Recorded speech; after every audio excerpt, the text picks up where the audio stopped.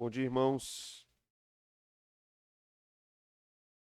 Vamos abrir as Escrituras no livro do Gênesis, capítulo 1, do versículo 8 ao versículo 14.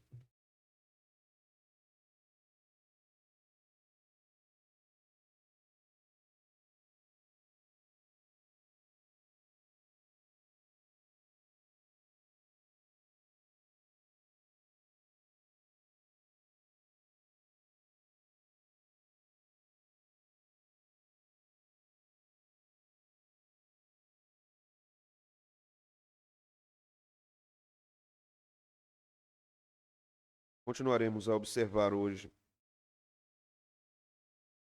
os ensinos da Escritura sobre a criação, mas especificamente nós vamos pensar um pouco na criação do Éden, o jardim do Éden. O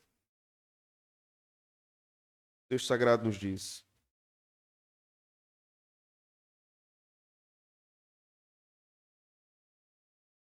melhor, capítulo 2, né? Eu disse capítulo 1, não foi?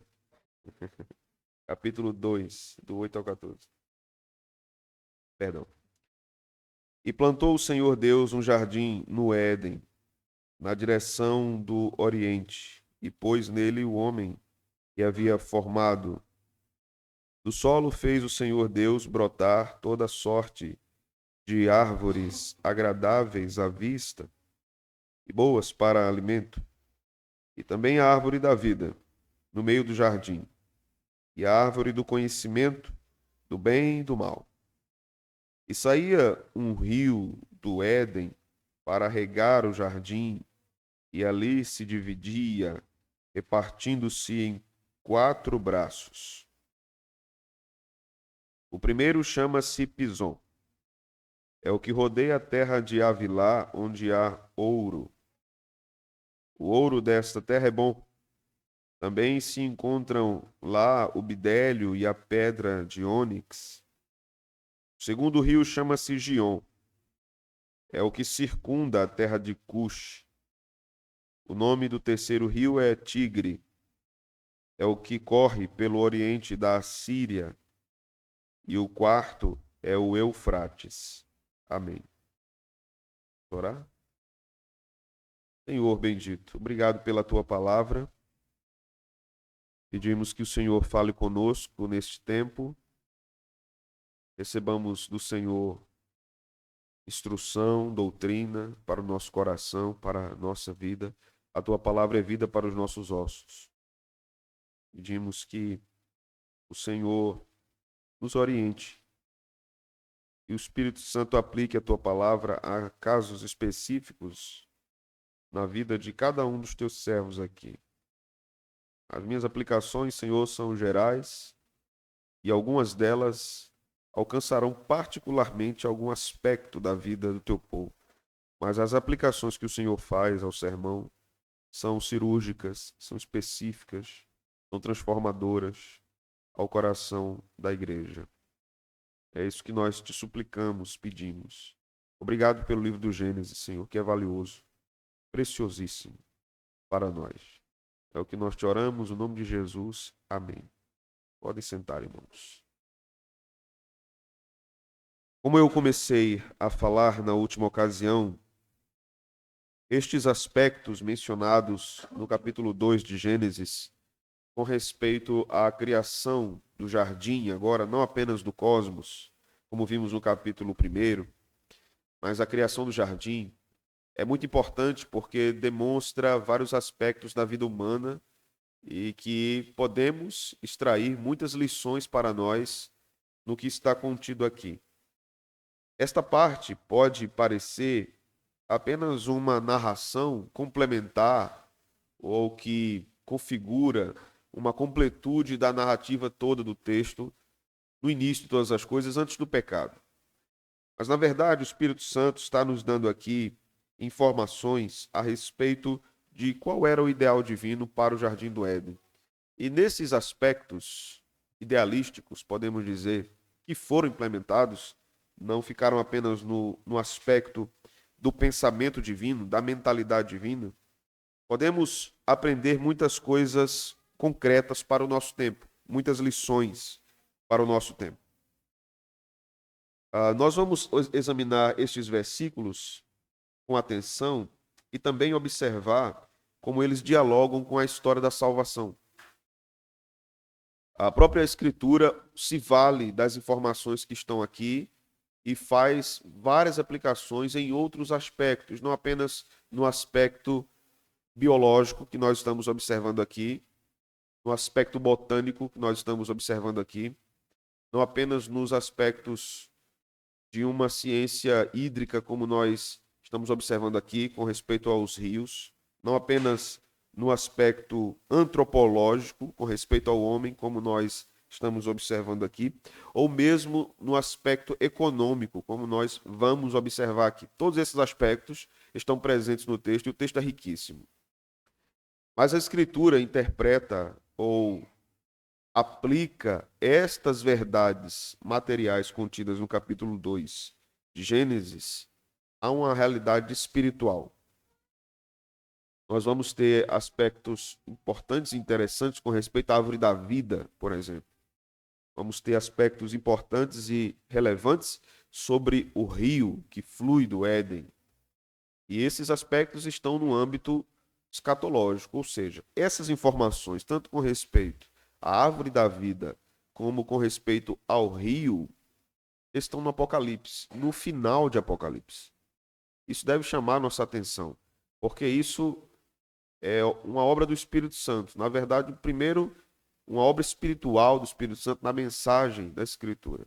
Mas não podemos negar que há um aspecto de tecelagem artística na narrativa do Espírito Santo ao revelar essas verdades, porque elas estão contidas no início do primeiro livro da Escritura e nos últimos capítulos ou no último capítulo da Escritura. Por que Deus quis fazer assim? Porque Ele está nos ensinando que essas verdades são eternas e que elas têm aplicações diversas. Então, o livro de Gênesis é um livro muito importante, não apenas no aspecto de observarmos como as coisas foram criadas, mas como nós devemos viver no mundo criado, embora ele esteja caído. O livro do Gênesis é um livro doutrinário, de fato, embora ele tenha várias narrativas, embora haja alguns aspectos em suas narrativas que não se aplicam para nós hoje, mas no quesito da criação, ele é um livro doutrinário e importante para a reflexão bíblica da igreja, a reflexão teológica da igreja. No versículo 8 aqui nós vamos observar que Deus plantou um jardim e colocou o homem lá. Então nós aprendemos de início que Deus cria um ambiente favorável e propício para que o homem viva. Veja só. E plantou o Senhor Deus um jardim no Éden, na direção do Oriente, e pôs nele o homem que havia formado. Esse versículo 8 remete-nos ao que foi dito anteriormente no capítulo 1, quando Deus cria Adão. Lembrando que Moisés está recontando a história, e Eva vai aparecer aqui a partir do versículo 18. Então Deus planta um jardim, formula um ambiente perfeito e coloca o homem naquele jardim. Jardim aqui significa deleite. Deleite. Deus cria o jardim para que o homem tenha deleite na sua existência. E a existência do homem não é uma existência para si mesmo, como no nosso tempo. Aqui há um contraste ou um contraponto, ou o que nós chamamos de antítese em teologia, entre o conceito de Deus, no que se refere ao deleite humano, com o conceito do nosso tempo, no que se refere ao deleite humano. Temos uma escola de pensamento, uma filosofia de pensamento no nosso tempo chamada hedonismo, que defende o prazer. O fundamento da vida é o prazer.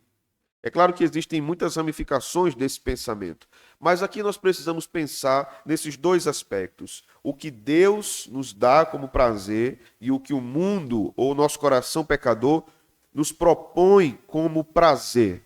Deus cria a atmosfera perfeita para que o homem viva, ele planta um jardim ali, Eva ainda seria dada, e este era um complemento importante para a criação, e Deus dá ao homem possibilidade de viver nesse ambiente. O homem que foi formado por Deus estava no jardim criado por Deus para viver em deleite. Não apenas deleite espiritual, isso é muito importante. Deleite físico.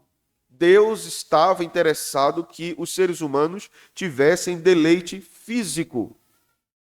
Deleites legítimos. A palavra deleite aqui pode ser trocada por um sinônimo, prazer. Deus queria que os seres humanos tivessem prazer, prazer onde eles estavam vivendo, prazer com que eles fossem comer, prazer no seu relacionamento com o outro, no seu casamento, com seus filhos.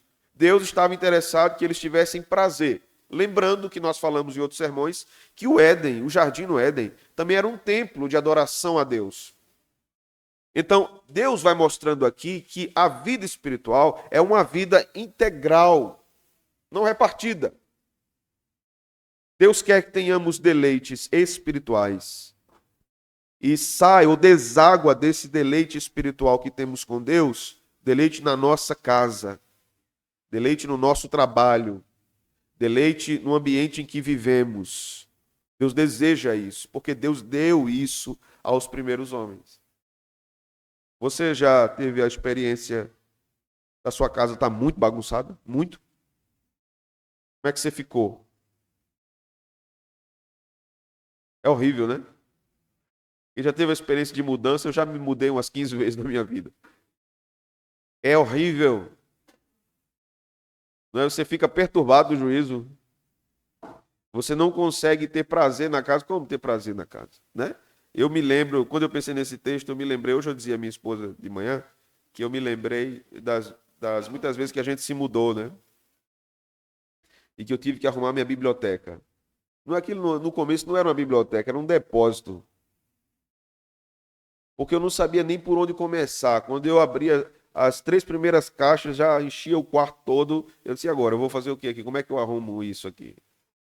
Mas, quando nós organizamos, ordenamos, limpamos, perfumamos o ambiente, nós temos prazer naquilo. Nós temos o prazer tão simples de ser alcançado, mas o prazer de andar descalço numa casa limpa é uma coisa maravilhosa. Não é? É uma coisa maravilhosa. O prazer de você vestir uma roupa com um cheirinho de amaciante é maravilhoso. E é Deus que nos dá esses pequenos prazeres. E Deus pensou em tudo isso para Adão e Eva. Deus é um Deus de detalhes. Deus nos edifica, nos alegra também nos detalhes. Mas mais do que isso, vamos para o versículo 9. Do solo fez o Senhor Deus brotar toda sorte de árvores, agradáveis à vista e boas para alimento, e também a árvore da vida, no meio do jardim, e a árvore do conhecimento do bem e do mal. Mais uma vez, nós vamos observar aqui Deus disposto a dar ao homem prazer estético e também prazer degustativo. É interessante como Deus nos mostra nesse texto o seu ensino, o ensino da vida com ele, através dos sentidos. As árvores eram boas para a vista. Adão e Eva teriam prazer em olhar as árvores. Você já viu um ipê bonito? Né? Com aquela cor maravilhosa. E quando cai tudo, né? Os que têm toque vão dizer, é melhor limpar logo, porque esse negócio no chão. Mas Deus nos dá ali prazer estético. Deus também dava a eles prazer degustativo. Como isso é rico, irmãos. Como isso é rico. O povo de Deus deve aprender a apreciar essas coisas na beleza da criação. Ainda que a criação hoje esteja caída, muito da sua beleza ainda vigora. Nós podemos observar isso. Podemos observar ou sermos surpreendidos, por exemplo, pela manhã, ao abrir uma janela do apartamento, um passarinho pousa ali e começa a cantar. Não é? Podemos observar, por exemplo, que ao chegarmos da rua, entramos pela sala de casa e sentimos o cheiro da comida no fogão, ou o cheiro do café coando. Todos esses prazeres Deus continua nos dando. Isso se perpetua. Deus ainda nos dá prazeres estéticos. Deus ainda nos dá prazeres olfativos, degustativos. E isso são bênçãos de Deus para nós. E nós devemos nos alegrar nisso. Nós temos muitos motivos para agradecermos a Deus todos os dias da nossa existência. Veja só, nesta criação aqui, da árvore, né, do conhecimento do bem e do mal, nós vamos investigar algumas coisas, principalmente com respeito à árvore da vida. A árvore do conhecimento do bem e do mal aqui é um sinônimo de desobediência.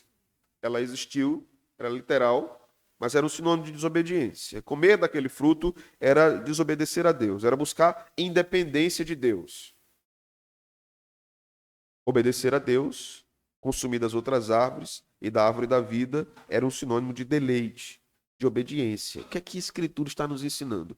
Que há deleite na obediência a Deus. O pecado nos engana quanto a isso, irmãos. O pecado nos diz que os verdadeiros prazeres estão na desobediência. O pecado nos diz que os verdadeiros prazeres estão na independência do pensamento humano em relação a Deus. Não é assim que a Bíblia nos diz. Vamos ler 2 textos em Provérbios. Abra sua Bíblia em Provérbios 11:30.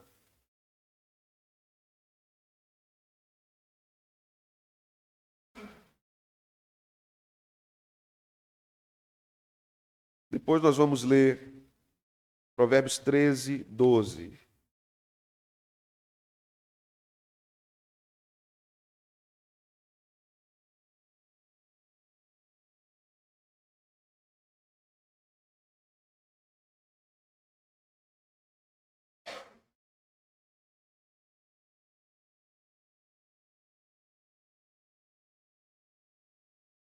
O fruto do justo diz o que é, irmãos?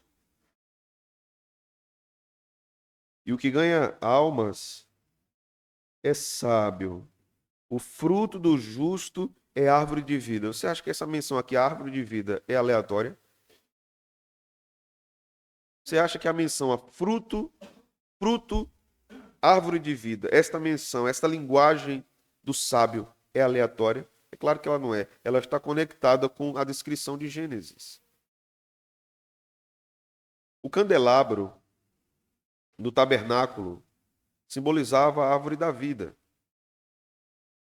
O candelabro simbolizava a árvore da vida. Isso vai sendo repetido nas Escrituras, até o final das Escrituras. Veja Provérbios 30, ou Provérbios 13:12. A esperança que se adia faz adoecer o coração. Mas o que é que diz agora? Percebe a linguagem? Desejo, fruto, a ideia de satisfação do desejo, desejo cumprido, é prazer, é deleite, e a relação que temos com isso é árvore de vida, ou uma referência à árvore da vida. Vamos voltar para Gênesis, vamos ler o versículo 10.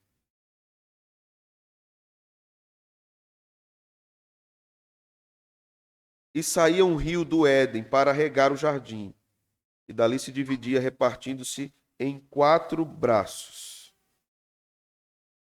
Havia uma árvore, havia um jardim, havia um rio. Árvore, jardim, rio. Observamos o nosso Senhor dizendo: eu sou a vida. Eu sou a vida. Observamos o Senhor dizendo: aquele que crê em mim, diz o quê? É esse também, mas tem outro. Rios de água viva fluirão do seu ventre. Você acha que essa linguagem é aleatória? Você acha que Jesus estava tratando a partir de que texto revelado no Antigo Testamento? Não é? vamos para Apocalipse. A gente vai abrir em alguns textos, porque precisamos entender a teologia bíblica dessa porção de Gênesis. No último capítulo de Gênesis, ou no último capítulo de Apocalipse.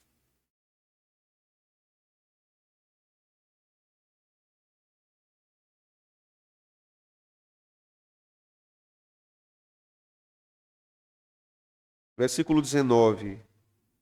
Vamos ler juntos? Está projetado aqui na frente. E se alguém tirar qualquer coisa das palavras do livro desta profecia, Deus tirará sua parte da árvore da vida, da cidade santa e das coisas que se acham escritas neste livro. Que coisa, né? A árvore da vida aparecer de novo aqui. E o Apocalipse vai dizer que a árvore da vida estará lá. Né? A árvore da vida é um sacramento. Quem comer dos seus frutos tem vida. Jesus disse: aquele que não comer a minha carne e não beber do meu sangue, não tem parte comigo. Jesus é que fornece essa vida. Ele é a videira verdadeira. E nós somos.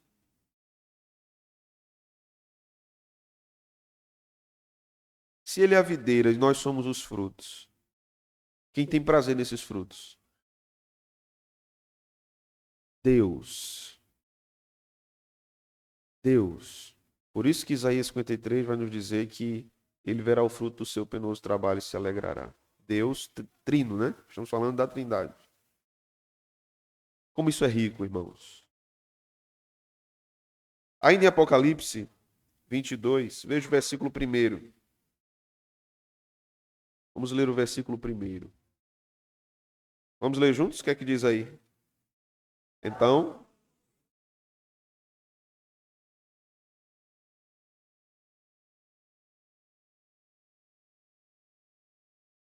que coisa, né? Veja o versículo 2. O que é que diz? No meio da sua praça,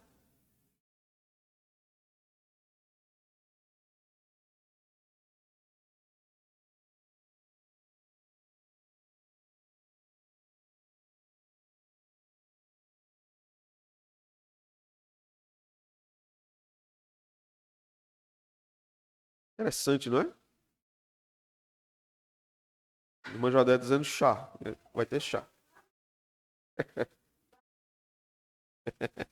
Verdade.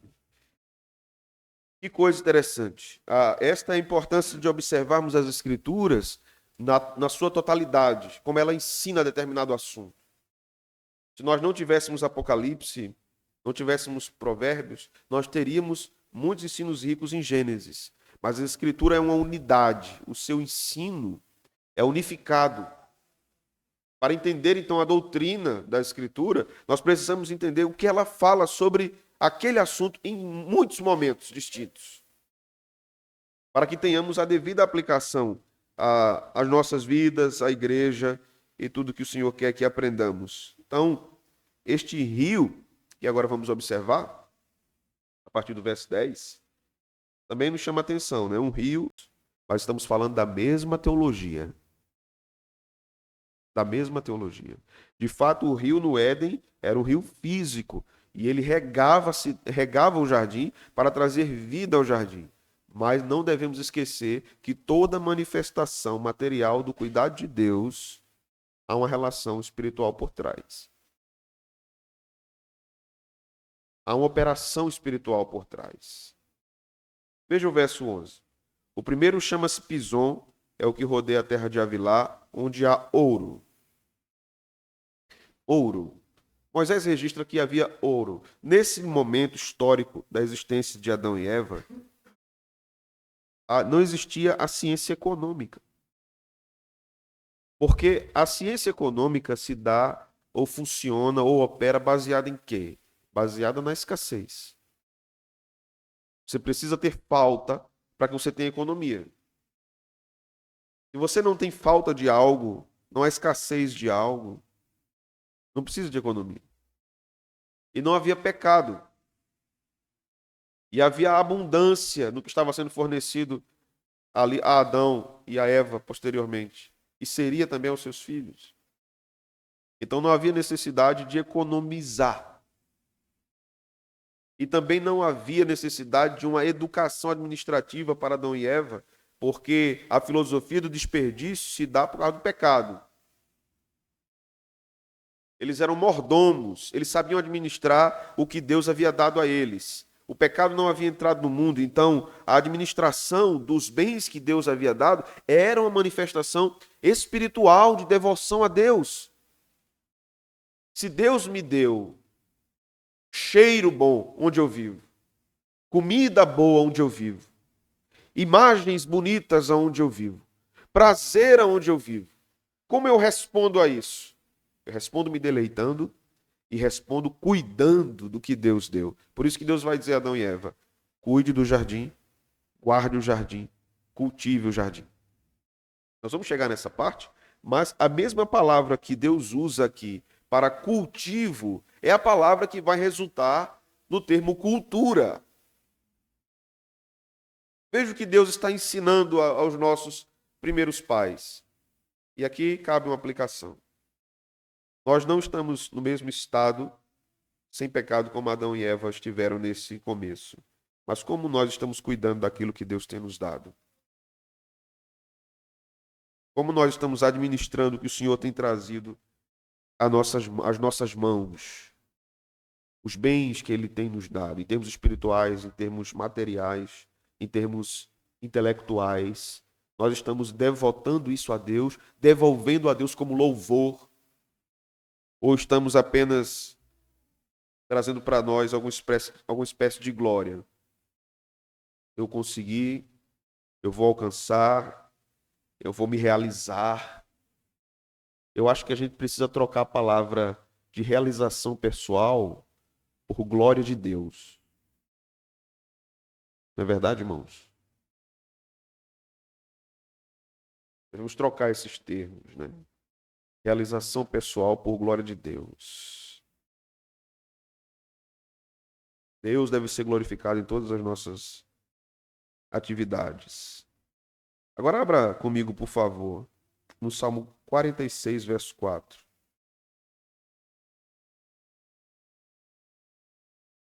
Vou caminhando aqui para o fim.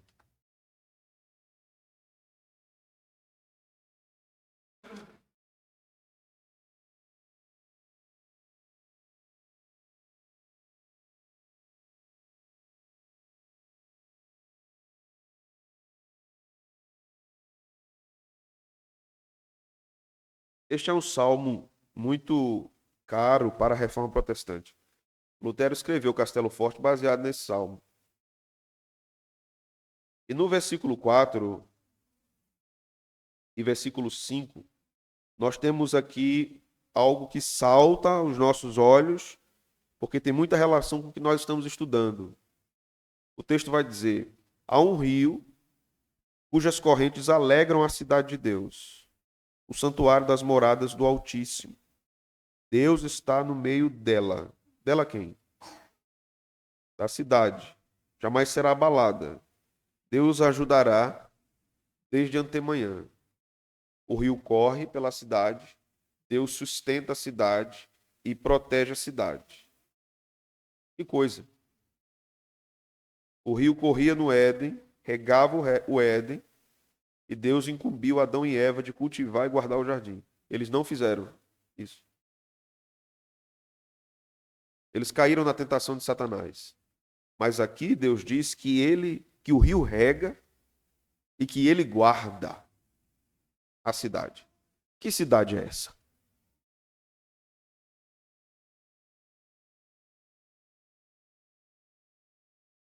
Cidade de Deus.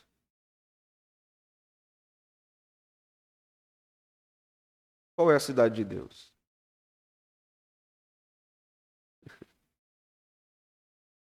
Este, esta é a culminância. Esta é a culminância. Há um rio cujas correntes alegram a cidade de Deus, o santuário. Olha o segredo do versículo. o santuário das moradas do Altíssimo. Onde Deus habita, irmão? Redentoramente na igreja. Redentoramente na igreja.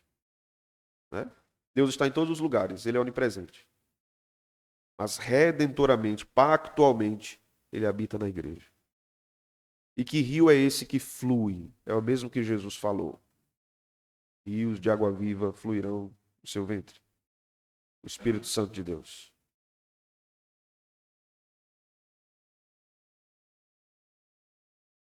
Os rios, os braços dos rios, do rio no Éden, eram realmente para regar o Éden.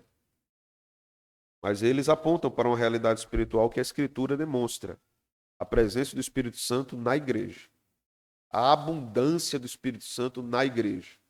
O derramamento do Espírito Santo na igreja. E esta riqueza enche o nosso coração. Eu finalizo dizendo o seguinte. Esse texto, meus irmãos, essa porção, nos ensina sobre aspectos da vida humana. Um filósofo cristão holandês chamado Herman Doiver, um homem muito sabido, muito inteligente. Ele dizia que a vida humana tinha vários aspectos distintos, e várias esferas distintas, e Deus deveria ser glorificado em todas elas. E a presença de Deus, a palavra de Deus, devia modelar todos esses aspectos. Cada aspecto desse tem suas leis próprias. Mas todas essas leis estão sendo regidas por uma lei maior.